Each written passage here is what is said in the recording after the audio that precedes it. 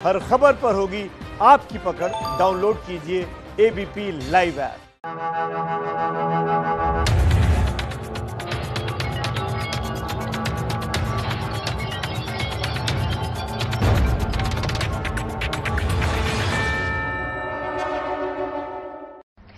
इस वक्त की ये बड़ी खबर है। फिर बता दूं, अब से कुछ देर पहले कानून मंत्री रविशंकर प्रसाद ने कुछ पन्ने देश के सामने रखे और उन पन्नों में साफ तौर पर यह बताया कि राजीव गांधी ट्रस्ट, जिसको चेयर करती हैं सोनिया गांधी, जिसके बोर्ड मेंबर्स हैं पूर्व प्रधानमंत्री मनमोहन सिंह, राहुल गांधी और प्रियंका गांधी, उनको बाकायदा डोनेशन चीनी सरकार की तरफ से यहां जो चाइना की एम्बेसी है वहां से मिला।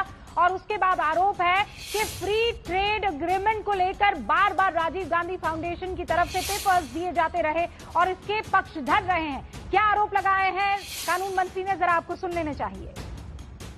मैं मानता हूं कि राजीव गांधी फाउंडेशन एक प्रकार से कांग्रेस का एक्सटेंशन था। Rajiv Gandhi foundation was nothing but an extension of Congress party. और स्वाभाविक है, इस पर कोई आपत्ति नहीं है, उनके नेता के नाम से था, तो इसे मैं पॉलिटिकल एसोसिएशन ही कहूंगा। क्या उन्होंने अनुमति ली थी चीन से पैसा लेने के पहले? और अगर एक चीज के लिए मान भी लिया जाए कि वो कहें कि नहीं ये एजुकेशनल और कल्चरल बॉडी है, तो इसमें एक प्रावधान है कि कोई, मैं पढ़ता हूं, certain association and persons receiving foreign contribution to give intimation to the central government. तो क्या राजीव गांधी फाउंडेशन ने सरकार को यह बताया, कानून की जो आवश्यकता है, कि आपने पैसा चाइनीज एम्बेसी से प्राप्त किया, किन शर्तों पर प्राप्त किया और आपने इसका क्या उपयोग किया है? जब राजनाथ सिंह जी भारतीय जनता पार्टी के अध्यक्ष थे, तब चीन की कम्युनिस्ट पार्टी के प्रतिनिधि मंडल 30 जनवरी 2007 को उनसे मिलने आया। और क्या बात हुई, क्या प्रेस रिलीज आई कि भारतीय जनता पार्टी और चीन की कम्युनिस्ट पार्टी के ऐतिहासिक संबंध हैं। 17 अक्टूबर 2008 चीन की कम्युनिस्ट पार्टी के पोलिट ब्यूरो के सदस्य एक प्रतिनिधि मंडल में राजनाथ सिंह जी से मिलने आए, अध्यक्ष थे राजनाथ सिंह जी। फिर यह दोहराया गया कि चीन की कम्युनिस्ट पार्टी और भारतीय जनता पार्टी के संबंधों को सुदृढ़ किया जाए, मजबूत किया जाए। जो खास मेहमान हमारे साथ जुड़े हुए हैं उनसे आपका तारुफ करवाना चाहती हूं। डॉक्टर सम्मत पात्रा राष्ट्रीय प्रवक्ता हैं बीजेपी के, हमारे साथ जुड़ चुके हैं। राजीव त्यागी साहब हमारे साथ जुड़ चुके हैं, राष्ट्रीय प्रवक्ता हैं कांग्रेस के। हमारे साथ लेफ्टिनेंट जनरल गुरमीत सिंह साहब जुड़ चुके हैं, उप सेना अध्यक्ष पूर्व रह चुके हैं। हमारे साथ मेजर जनरल एसपी सिन्हा साहब जुड़ चुके हैं रक्षा विशेषज्ञ के तौर पर, और विवेक काटजू साहब पूर्व राजनयिक है, वो भी इस डिबेट में हमारे साथ हिस्सा ले रहे हैं। सबसे पहले राजीव त्यागी जी, मैं आपका रुख करना चाहती हूँ। सीधा सीधा आरोप आपके ऊपर कानून मंत्री या फिर ये कह दीजिए बीजेपी की तरफ से लग रहा है कि राजीव गांधी फाउंडेशन को चाइनीज एम्बेसी की तरफ से, गवर्नमेंट ऑफ चाइना की तरफ से 2005 और 2006 में डोनेशन मिला था। कुछ पेपर्स सामने आए हैं जिसमें फ्री ट्रेड एग्रीमेंट की आप लोग वकालत कर रहे हैं, जबकि चाइना को उससे फायदा और हिंदुस्तान को नुकसान होता हुआ दिख रहा है। क्यों लिया आपने डोनेशन चीन से? रिश्ता क्या है? ये सीधा सीधा आरोप और सवाल बीजेपी का। देखिए, सवाल अगर बीजेपी का है तो बीजेपी को जवाब दिया जाए, ये सवाल और आरोप आपका है तो आपको जवाब दिया जाए। बहुत स्पष्ट रूपरेखा जी एक बात कहना चाहता हूँ, तू इधर उधर की बात न कर, ये बता कि चीन सीमा में कैसे घुसा, चीन ने 20 सैनिक शहीद कैसे कर दिए। भारतीय जनता पार्टी सुबह शाम तक झूठ बोलने के अलावा और सिर्फ एक काम है कि कांग्रेस को घेरिए। अरे 7वें साल में आप एंटर कर गए, 7 साल के आप बच्चे हो गए। आजकल 7 साल के बच्चे जो है निश्चित रूप से बड़े बड़े काम कर रहे हैं, लेकिन भारतीय जनता पार्टी की सरकार अभी बचपने में काम कर रही है। सरकार ये बताने को तैयार नहीं है कि चीन ने हमारी सीमा में कैसे टेंट काट लिए। सरकार ये बताने को तैयार नहीं है कि चीन ने फिंगर 4 से फिंगर 8 तक कैसे कब्जा कर लिया। सरकार ये बताने को तैयार नहीं कि 20 जवानों की शहादत कैसे हुई। सरकार ये बताने को तैयार नहीं है कि प्रधानमंत्री महोदय का जो वक्तव्य है कि ना वहां कुछ हुआ है, ना वहां कोई आया है, ना कोई चौकी पे कब्जा किया है, इस विषय पे सरकार कुछ भी बताने को तैयार नहीं है। सरकार ये बताने को तैयार नहीं है कि सरकार का वादा था कि हम देश नहीं बिकने देंगे, हम देश नहीं झुकने देंगे। सरकार का वादा था कि कोई भी सीमा में घुस नहीं सकता, हम घुस के मारेंगे, लेकिन चीन ने घुस करके हमारे आप ये कह रहे हैं कि सरकार ये बताने को तैयार नहीं आज के हालात क्या है। आप ये बताने को तैयार हैं कि राजीव गांधी फाउंडेशन को ये डोनेशन मिली थी कि नहीं मिली थी? आप ये बताने को तैयार हैं कि नहीं तैयार हैं? बिल्कुल बताता हूँ। भारतीय जनता पार्टी के जो प्रवक्ता में बैठे हैं उनकी मास्टरी है, भारतीय जनता पार्टी की मास्टरी है फेक न्यूज चलाने की और फेक चीजें चलाने की और फेक पेपर्स को प्रस्तुत करने की डिबेट पे। मैं आज डिबेट पे कोई पेपर प्रस्तुत नहीं करूंगा, मैं सीधा सवाल करूंगा सरकार से। और राजीव गांधी फाउंडेशन को जो लेकर के आ रही है सरकार, चीन ने कब्जा कर लिया 1962 की बात करेंगे, चीन ने कब्जा कर लिया 1947 की बात करेंगे, चीन ने कब्जा कर लिया राजीव गांधी फाउंडेशन की बात करेंगे, चीन ने कब्जा कर लिया ये बात नहीं करेंगे कि इंडिया फाउंडेशन से कितना पैसे लिया बैठी है बीजेपी। संबित पात्रा, बात नहीं करेंगे। 2005-2006 की बात कर रहे हैं आप, 2020 की क्यों नहीं? ठीक है राजीव जी, आप कोई पेपर नहीं बताएंगे और आप ये भी नहीं बताएंगे कि ये सच है कि झूठ है। आपने बकायदा इसको फेक कह दिया है। 1 सेकंड राजीव जी, मैंने अच्छा खासा टाइम दिया। Okay 10 second. रूबी का जी इस बात की बात नहीं करेंगे कि अजीत डोभाल के बेटे सोना डोभाल पाकिस्तानी कंपनी के साथ काम करते हैं, अरब कंपनियों के साथ काम करते हैं, उसकी बात नहीं बताएंगे। इस बात की बात नहीं बताएंगे कि अमित शाह के बेटे की आमदनी बढ़ जाती है, इस पर बात नहीं करेंगे। बात करेंगे सिर्फ गांधी। ओके राजीव जी, संबित पात्रा जवाब नहीं देंगे। मैं चिल्लाऊंगा नहीं, बिल्कुल ठीक है सर सवाल का जवाब मुझे सवाल का जवाब चाहिए। संबित पात्रा देखिए, पहली बात देखिए रूबिका जी, मैंने इनके बीच में एक शब्द नहीं कहा, आपने देखा। अब मैं आराम से बोलूं, आपकी अनुमति हो तो मैं चिल्लाना नहीं चाहता इस प्रकार की। रूबिका जी, मैं इस डिबेट में पार्टिसिपेट नहीं करूंगा। प्लीज राजीव जी, प्लीज राजीव जी, मैं डिबेट नहीं 1 सेकंड राजीव जी रुक जाइए, राजीव जी रुक जाइए। नहीं wait, no I will not allow this. Rajiv ji फिर मुझे आपकी आवाज बंद करनी पड़ेगी। मैं आपके बीच में कोई नहीं बोला था। प्लीज, आप कह रहे हैं 7 साल के बच्चों की तरह बिहेव कर रही हैं। अभी 7 साल के ना मेरी बात सुनिए। अरे सुनिए सर प्लीज। अरे सर ऐसा है, आप यहाँ बैठकर मुझे धमकी मत दीजिए राजीव त्यागी जी, मैं आपको पहले बता रही हूँ। यहाँ बैठकर आप मुझे धमकी मत दीजिए। ये प्लेटफॉर्म पर मैं धमकी नहीं दे रही हूँ, मैं आपको बता रही हूँ कि बढ़िया से डिबेट होना चाहिए। मैं आपकी आवाज बिल्कुल मैं बताती हूँ मैं कौन होती हूँ। मैं इस प्रोग्राम की मॉडरेटर हूँ। मैं आपको बताती हूँ मैं कौन हूँ। मैं एबीपी न्यूज की एंकर हूँ और इस शो में जब आप आए हैं तो आपको बहुत तरीके से इस शो में उन सारे रूल्स एंड रेगुलेशंस को मानना पड़ेगा जो यहाँ पर बैठा मॉडरेटर डिसाइड कर रहा है। मैं बाइज्जत आपको कह रही हूँ, आपने पूरी बात कह दी। अब आप खामोशी से सुनिए। आप मुझे सर्टिफिकेट देंगे यहाँ बैठकर? आप मुझे बैठकर यहाँ पर सर्टिफिकेट देंगे? मैंने आपको इतना हक नहीं दिया है कि आप किसी तरह का कोई सर्टिफिकेट मुझे दे राजीव त्यागी जी। मैं बहुत ईमानदारी से यहाँ पर बहस करने बैठी हूँ। अब रुक जाइए। मैं किसी की प्रवक्ता नहीं हूँ, मैं देश की प्रवक्ता हूँ। आप बनिए किसी पार्टी के प्रवक्ता। आपको प्रॉब्लम हो रही है अगर आपसे सवाल पूछा जाए? आपने अपनी बात कह दिया, आपने अपनी बात को रख दिया। अब कायदे से सामने वाले की बात को सुनिए। बस और देश की सीमा में अरुणाचल प्रदेश का इलाका आता है, उसमें जवाब दिलवाइए। संबित जी सर ऐसा है, 2008 के एमओयू पर आप जवाब नहीं देते हैं। 2005 और 4 को लेकर आपके ऊपर जो आरोप लग रहा है आप जवाब नहीं देते हैं। आपसे सवाल पूछे तो सामने वाला बीजेपी का प्रवक्ता हो जाता है। प्लीज जी बहुत प्रेम से एक बात कहना चाहता हूं। ठीक है, वर्तमान की बात करते राजीव जी। मैं बाइज्जत आपसे कह रही हूँ और बहुत प्रेम से, जितना प्रेम से आप बोल रहे हैं उतना प्रेम से मैं कह रही हूँ। अब मैं आगे बढ़ना चाहती हूँ। Let's get on track. Sambit Patra आप रिपीट कर रहे हैं। आप राजीव त्यागी जी आप रिपीट कर रहे हैं। संबित पात्रा में कोई बात मुझे देखिए रूबिका जी, ऐसे डिबेट नहीं हो सकता है। हम शांति से सुन रहे हैं। अगर ये शांति से नहीं सुन सकते तो क्या फायदा है? देखिए रूबिका जी, इन्होंने कहा बीजेपी को। रूबिका जी मैं इंतजार करूंगा, आप इनकी आवाज को कम करिए तभी मैं डिबेट करूंगा। पर मैं इस प्रकार सड़क पे खड़े होकर लड़ाई नहीं करता। राजीव जी कोई बात नहीं, मैं इंतजार करता हूँ, कोई बात नहीं। राजीव जी मैं दोबारा आपको एक बात कह रही हूँ। आपने अपनी बात की, किसी ने टोका नहीं, बाकायदा आपने नहीं। आप यहाँ पर मैं भी आपका बहुत सम्मान करती हूँ सर। अब आप कायदे से बात सुन लीजिए, सिर्फ सवाल उठाने से फायदा नहीं ना, जवाब सुनिए, जवाब सुनिए। संबित पात्रा। नहीं रूबिका जी, ये नॉन स्टॉप बीच में बोल रहे हैं। मैं कहूँगा, मैं बार बार कह रहा हूँ, मैं सड़क में खड़े होकर लड़ाई करना नहीं चाहता हूँ। आप इनकी आवाज को कम कर दीजिए, मैं बात करता हूँ, आप फिर मेरी आवाज कम कर दीजिएगा। Thank you. यहाँ तू तड़ाक और नहीं Rubika ji, I refuse to participate in your debate. अगर यहाँ पर तू तड़ाक sir, very bad. Rajiv ji please, आप क्या यहाँ पर आप क्या सोच कर रहे हैं? प्लीज, ये सब ठीक नहीं है ना। आप करिए उनके साथ डिबेट, हमें नहीं कोई जल्दी है डिबेट प्लीज राजीव जी। अगर नहीं राजीव जी, दिस इज नॉट दैट, ये कोई तरीका नहीं है राजीव जी, ये कोई तरीका नहीं है।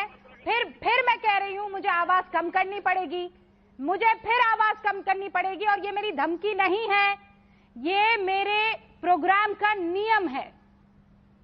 संबित पात्रा। देखिए रूबिका जी, मैं कई बार डॉक्टर होने के कारण एमएलसी केसेस से डील करता था। कभी किसी डकैत को या चोर को जब पुलिस पकड़ के हॉस्पिटल लाती थी, तो कई बार वो पुलिस के सामने जिस प्रकार का व्यवहार करते थे, सवालों का जवाब नहीं देते थे, कुर्सी फेंकना, वहां बदमाशी करना, वहां चिल्लाना, गालियां देना, आज बिल्कुल उसी प्रकार का दृश्य एक सभ्य डिबेट में हो रहा है। तू कौन होता है रे, तेरी क्या औकात है, क्या हुआ? अभी तक तो मैंने बोलना भी नहीं शुरू किया है। यहाँ पर रूबिका जी, मैं बिल्कुल शांति से खड़ा हूँ, आप कोई बात नहीं। फिर वापस वही बात। Rajiv Tyagi ji please, Rajiv Tyagi ji please, please Rajiv ji, आप ये क्या तरीका है? इसको डिबेट नहीं कहते हैं, इसको डिबेट नहीं कहते राजीव त्यागी जी, इसे डिबेट नहीं कहते। एक सभ्य डिबेट हो रही है, एक सभ्य डिबेट। मैं यहाँ पर जो सवाल पूछने हैं राजीव जी, आप वक्त जाया कर रहे हैं, आप वक्त जाया कर रहे हैं। Sambit Patra. Thank you so much Rubika ji, मुझे भी संबित पात्रा। नहीं रूबिका जी, अब रूबिका जी एक बात मैं क्लियर कर दूं यहाँ पर। संबित पात्रा प्लीज। नहीं, मैं गालियां सुनने, गंदी भाषा सुनने यहाँ नहीं आया। आपको बिल्कुल क्लियर कर दूं, आप बहुत अच्छा डिबेट कराती हैं, मगर इस प्रकार के लोगों के साथ मैं डिबेट करने के लिए इंटरेस्टेड नहीं हूँ। खैर, अगर ये चिल्लाए नहीं तो मैं 50 सेकंड में अपनी बात करूँ। संबित पात्रा प्लीज। हाँ, आप इनकी आवाज क्यों नहीं कम कर सकते? Nobody is going to shout, क्यों चिल्लाते रहेंगे बीच में? अनइंटरप्टेड।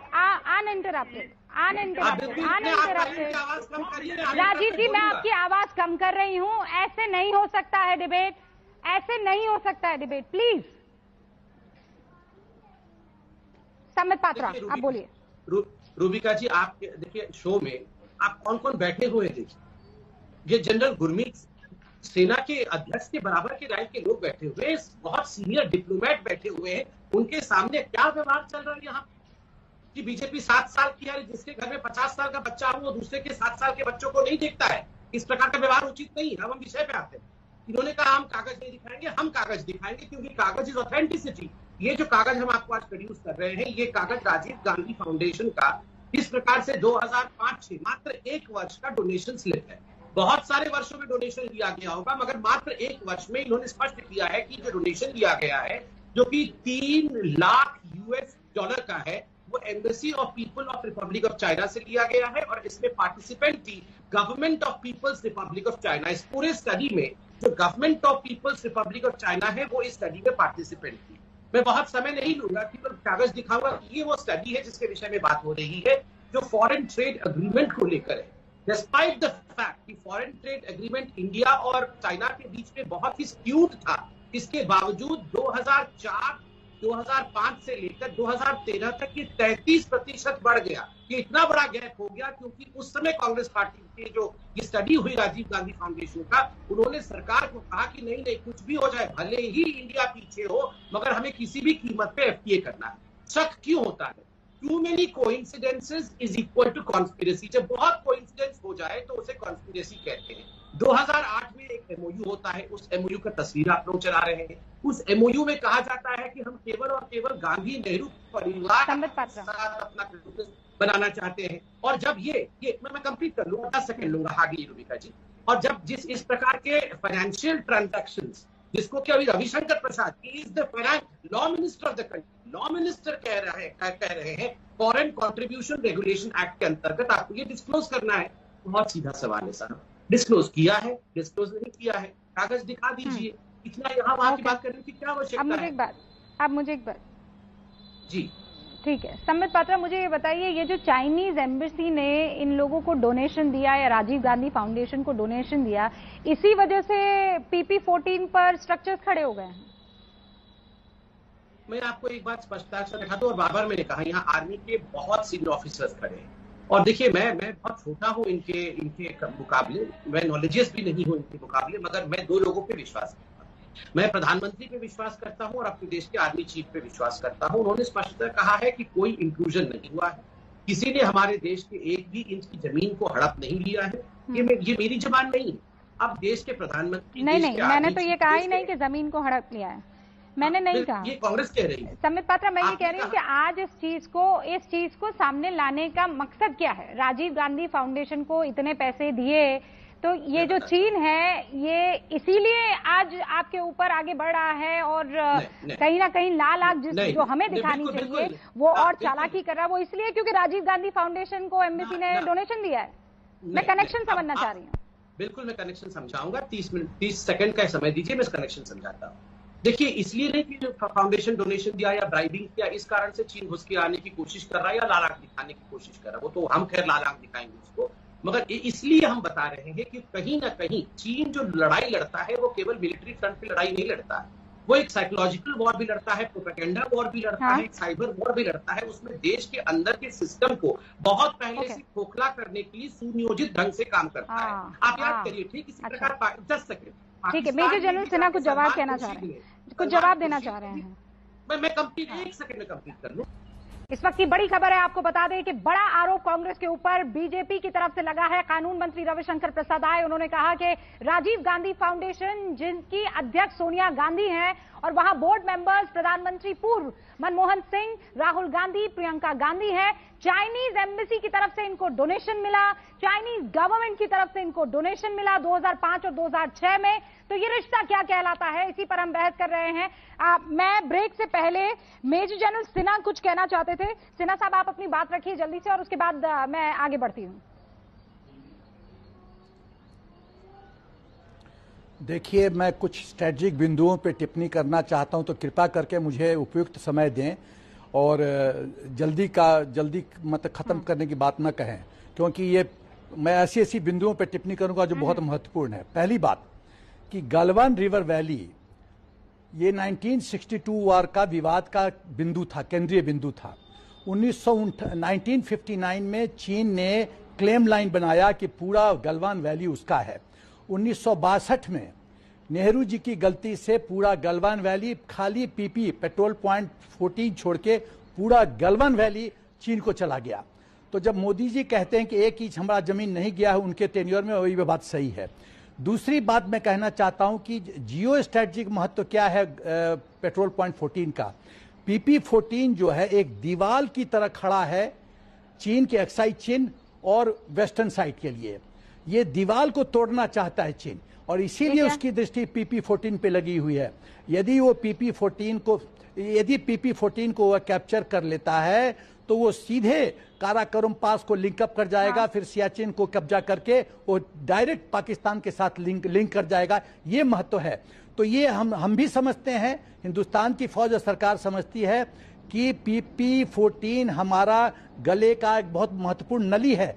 ये नली हम चीन को नहीं दे सकते। दूसरा जो बिंदु मैं कहना चाहता हूं, मैं कहना चाहता हूं कि गलवान वैली कंप्लीट किसने गवाया? नेहरू जी ने गवाया। गलती किसकी है? नेहरू जी की गलती है। दूसरी बात जो मैं कहना चाहता हूं कि जब अगस्त 2019 में गृह मंत्री कहते हैं कि अक्साई चीन हमारा है, ये हमारा क्षेत्र है, भौगोलिक क्षेत्र है, हमसे मिलना चाहिए और इसके लिए खून भी देने की जरूरत पड़े तो हम करेंगे। ये बात तो सही है। 26 अक्टूबर 1947 को महाराजा हरि सिंह ने इंस्ट्रूमेंट ऑफ एक्सेस साइन किया, पूरा जमीन हमारे पास आया। तो अक्साई चीन तो जैन का क्या हिस्सा था, तो हमारा हिस्सा है। तो सवाल यह है कि जब हम अपने प्रॉपर्टी को क्लेम कर रहे हैं, अपने क्षेत्र को क्लेम, उसमें क्या हानि है? तीसरी बात देखिए जो भी बात बड़ा आरोप है ना, नेहरू जी की वजह से अक्साई चीन गवाया। सुनिए, राजीव त्यागी, नेहरू जी की वजह से 1961 में गोवा भी आया, उसके बारे में क्या कहेंगे? नेहरू जी की वजह से देश में बड़ी बड़ी सार्वजनिक कंपनीज आई जिनको बेच करके सरकार का खर्चा पूरा कर रही है, उसके बारे में क्या कहेंगे? नेहरू जी की वजह से DRDO भी आया, नेहरू जी की वजह से ISRO भी आया, नेहरू जी की वजह से PRO भी आया, बॉर्डर रोड ऑर्गेनाइजेशन भी आया, जिस बॉर्डर रोड ऑर्गेनाइजेशन ने 60,000 किलोमीटर बॉर्डर पे रोड बनाई, उसके बारे में क्या कहेंगे? नेहरू जी यदि इसी बात को कहते रहते कि 200 साल देश गुलाम रहा है, इसलिए मैं क्या करूं? तो मोदी जी सवाल ये है कि 2020 में 1962 की बात थी, पहली बात। दूसरी बात मैं कहना चाहता हूँ, गलवान वैली दबाया, कहना चाहता हूँ, आप ही की जुबानी गवाया, आप ही की जुबानी था ना राजीव जी, अक्साई चीन आप ही की जुबानी था ना। तू इधर उधर की बात ना कर, तू बता कि काफिला लुका कहाँ। तो आप प्रधानमंत्री जवाहरलाल नेहरू ने जो कुछ भी देश के लिए किया है उसके लिए देश नतमस्तक है। अक्साई चीन पर क्यों जवाब नहीं दे पा रहे हैं आप? इस वक्त एक और बड़ी खबर आ रही है। पहले कानून मंत्री रविशंकर प्रसाद ने आकर प्रेस कॉन्फ्रेंस की, बड़ा आरोप यहां कांग्रेस पर लगाया, और अभी मध्य प्रदेश जनसंवाद रैली को संबोधित करते हुए बीजेपी अध्यक्ष जेपी नड्डा ये बाकायदा दावा कर रहे हैं कि बहुत बड़ा अमाउंट राजीव गांधी फाउंडेशन को चीन की तरफ से मिला है। क्या कहलाता है ये रिश्ता? ये गुपचुप कभी MOU डील करने का आरोप लगता है, कभी यहां पर राजीव गांधी फाउंडेशन को बीजेपी अध्यक्ष नड्डा कांग्रेस को कैसे निशाने पर ले रहे हैं, आपको सुनना चाहिए। मुझे आश्चर्य होता है कि राजीव गांधी फाउंडेशन को 2005 और 6 में इस फाउंडेशन को पीपल्स रिपब्लिक ऑफ चाइना और चाइनीज एम्बेसी ने 3,100 US डॉलर ये कांग्रेस राजीव गांधी फाउंडेशन को दिया इन लोगों ने। यह है कांग्रेस पार्टी का और चाइना का गुपचुप रिश्ता।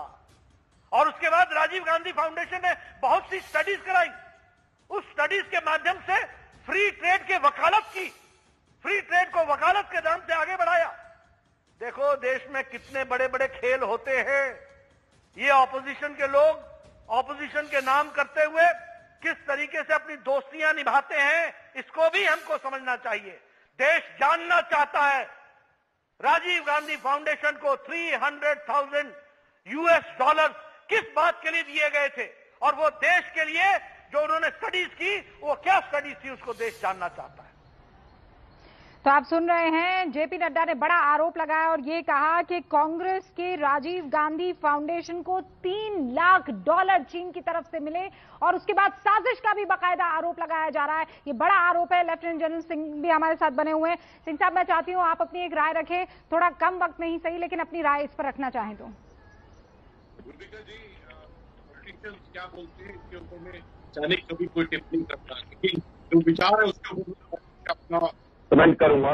देखिए, जो चाइना है ये प्रोपेगेंडा वॉर, साइकोलॉजिकल वॉर और मीडिया वॉर करता है। ये काफी सालों से इकोनॉमिक कोलोनाइजेशन करता है, जिसमें डेप्थ, लोन, कंट्रीब्यूशन, बोरोइंग करता है, ताकि ये अपना जो इसका प्रोपेगेंडा साइकोलॉजिकल वॉर है उसको चला सके। और सबसे बड़ी बात तो ये है कि चाइना पाकिस्तान कल्यूसिवनेस हमारे लिए सिक्योरिटी थ्रेट है। चाइना खुद एक प्राइमरी सिक्योरिटी थ्रेट है नेशनल सिक्योरिटी के बारे में। चाइना प्लान करता है चाइना पाकिस्तान इकोनॉमिक कॉरिडोर, जो हमारे इलाके से POK और गिलगित बाल्टिस्तान से, ऐसा वाला देश कभी हमारा ठीक सोच ही नहीं सकता है। और उसके साथ में अभी बॉर्डर और LAC अभी पूरा रिजॉल्व नहीं है। इस हालत में उनसे कोई भी किसी प्रकार की, मैं माफी चाहती हूँ कि बीच में आपको रोक रही हूँ, लेकिन जिस तरफ आप इशारा कर रहे हैं, मुझे लगता है कि इसीलिए जिस तरफ आप इशारा कर रहे हैं, संबित पात्रा, आप ये कहना चाहते हैं कि चीन के प्रोपेगेंडा में कहीं ना कहीं या उसके हाथों में कहीं ना कहीं कांग्रेस खेल रही थी? This is what you mean? ये एलिगेशन है, और क्यों नहीं हो। देखिए, बार बार आप चीन के मिलिट्री स्ट्रेटेजी को पढ़िए। एक बात याद रखिए, एक्सपर्ट से पूछिए, PLA ने कोई भी युद्ध नहीं लड़ा है।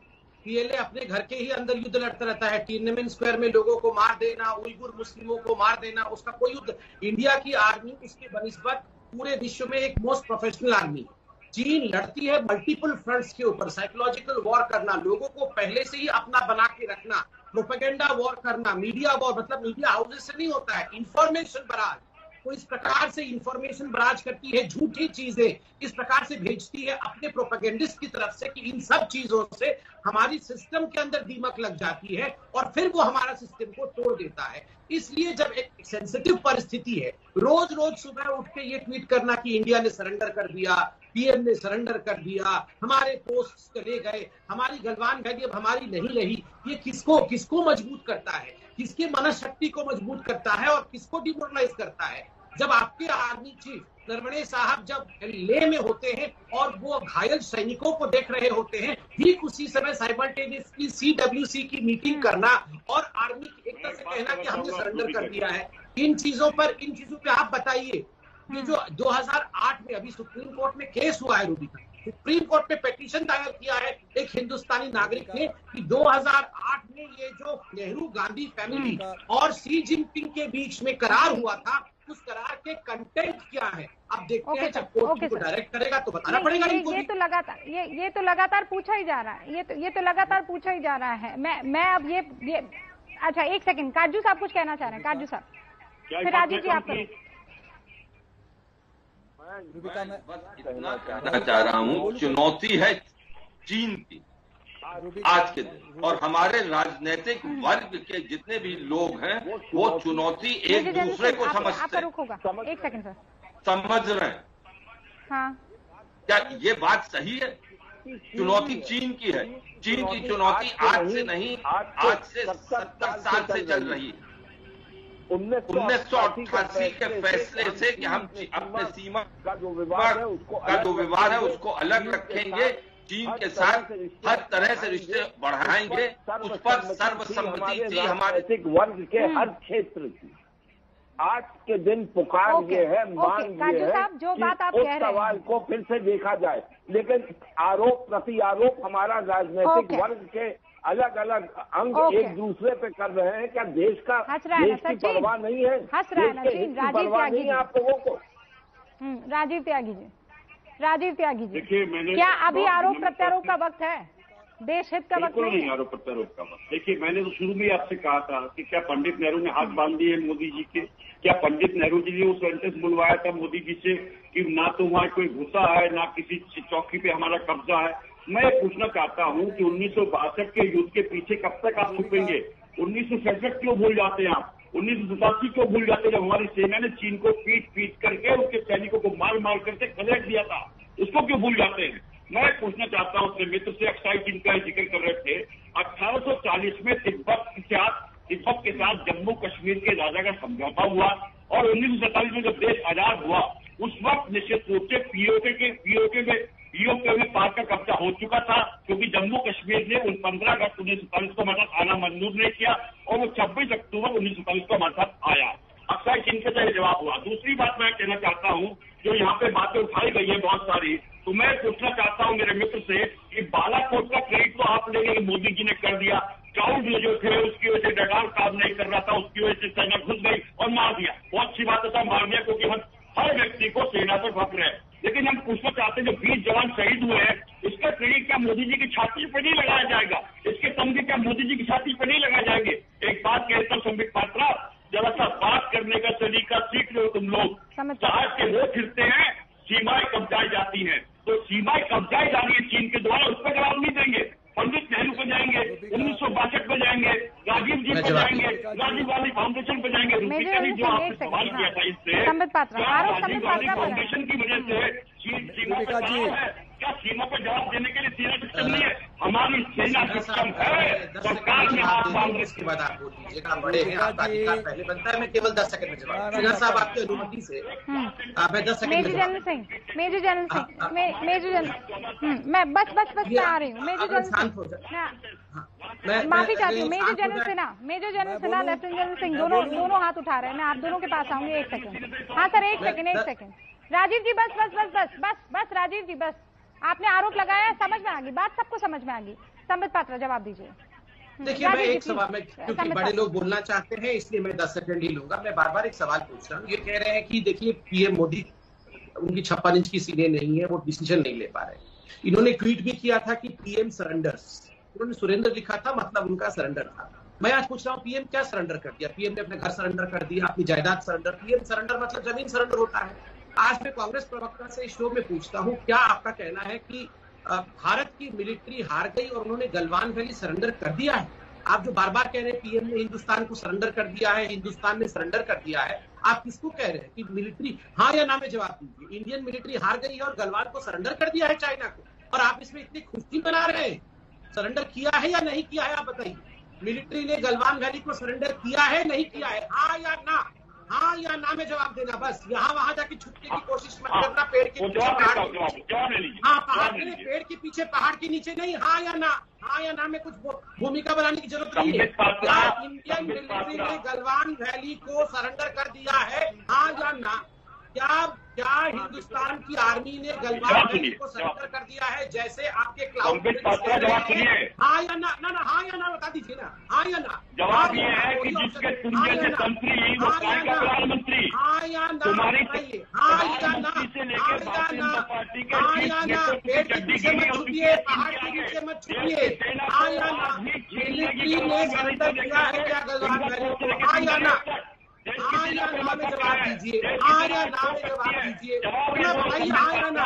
मिलिट्री ने सरेंडर किया है, हाँ या ना में जवाब दीजिए। अब इनको साफ सूख जाएगा, मुझे नहीं जम जाएगी, आवाज नहीं निकलेगी इनकी, ये बता नहीं पाएंगे सरेंडर किया है कि सरेंडर नहीं किया है।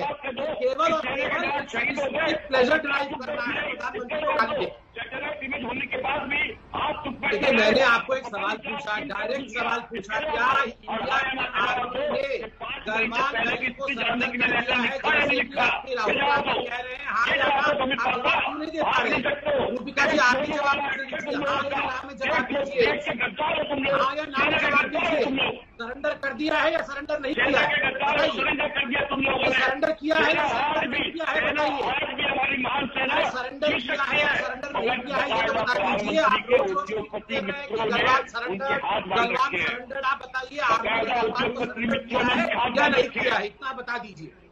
आप दोनों को एक बार फिर से विवेक काटजू साहब जो बोल रहे थे वो सुनना चाहिए। Rubika ji, major general Sinha, lieutenant general Singh, मैं बिल्कुल दूंगी सर। आप लोगों की इस वक्त सख्त जरूरत है, लेकिन ये बड़े आरोप थे, जिसने लगाया उससे बात करनी जरूरी थी और जिस पर लगा है उसका वक्तव्य जानना जरूरी था, लेकिन घूम फिर कर हम वहीं आ गए। विवेक काटजू जो इस वक्त कह रहे थे, आप दोनों इस बात को समझिए, राजनीति नहीं रक्षा नीति अभी जरूरी है। चीन को लेकर, चीन से रिश्ते को लेकर बड़ा आरोप बीजेपी ने कांग्रेस पर लगाया। अभी बीजेपी अध्यक्ष जेपी नड्डा ने भी आरोप लगाया कि बकायदा फाउंडेशन से लाखों में पैसा आया है। हमारे साथ मेजर जनरल सिन्हा हैं जो ब्रेक से पहले कुछ कहना चाहते थे। मेजर जनरल सिन्हा, देखिए रूबिका जी, ये सच है, मैं रिपीट करना चाहता हूं, नेहरू जी के वजह से अक्साई चीन गया। नेहरू जी ने कंप्लीट गलवान वैली, रिपीट करता हूं मैं, कंप्लीट गलवान वैली 1962 में खाली PP-14 छोड़ करके गंवा दिया। मैं पूछना चाहता हूं, जब गलवान रिवर पे 74 घंटा में आर्मी इंजीनियर्स बेली ब्रिज बना सकते हैं तो 60 साल में ये बेली ब्रिज क्यों नहीं बना? जो 73 स्ट्रेटेजिक रोड्स बनने थे, जिसकी कल्पना 1990 में की गई थी, ये स्ट्रेटेजिक रोड्स पूरी तरह से कंप्लीट क्यों नहीं हुए? इसका जवाब कांग्रेस सरकार को देना पड़ेगा, कांग्रेस लोगों को देना पड़ेगा। सियाचिन का समझौता 2006 में ड्राफ्ट तैयार हो गया था और कंप्लीट सियाचिन पाकिस्तान को थाली में परोस देने की जो साजिश थी, ये क्यों की गई? क्या सियाचिन का जो जियो स्ट्रेटेजिक महत्व है ये कांग्रेस को पता नहीं है? वो तो भगवान का शुक्रिया है कि MK नारायणन जो NSA थे, उन्होंने अपना फुट डाउन रख कर दिया कि सवाल नहीं पैदा होता ऐसा फैसला लेने का। और फिर बाद में पहले जनरल JJ सिंह किसी तरह से प्रभावित हो गए थे। सियाचिन भी चला जाता। और पूरा ये चाइना ये तुम जैसा क्या बोला आपने? तुम जैसे बिकाऊ आप जानते क्या है मेरे जनरल सिन्हा के बारे में? आप कैसे एक रैंक ऑफिसर के इस तरीके के लिए बात कर रहे हैं? राजीव जी प्लीज भाषा का संयम रखिए और माफी मांगिए। सेना की इज्जत और सेना का एक अधिकारी यहाँ पर बैठा हुआ है, आप उनकी तो इज्जत कर नहीं पा रहे और आप कह रहे हैं कि सेना की आप इज्जत करते हैं। पूरे देश के सामने इस चैनल की डिबेट में आप एक सैनिक का अपमान करते हैं और आप कहते हैं कि आप सेना का सम्मान करते हैं। करने का लाइसेंस किसने दिया? बदतमीजी। प्लीज राजीव जी, पार्टी भक्ति कीजिए। आप पार्टी के कार्यकर्ता हैं, आपको पूरा हक है, लेकिन इसका मतलब ये नहीं है कि आप हर चीज का अपमान करते चले जाएंगे। पत्रकार का अपमान, सेना का अपमान, जो आपसे सवाल पूछे उसका अपमान, ये आपके लिए ठीक है ना, आपकी पार्टी के लिए ठीक है ना, ही पार्टी के नेताओं के लिए ठीक है। बहुत बहुत शुक्रिया आप सभी का हमारे साथ जुड़ने के लिए।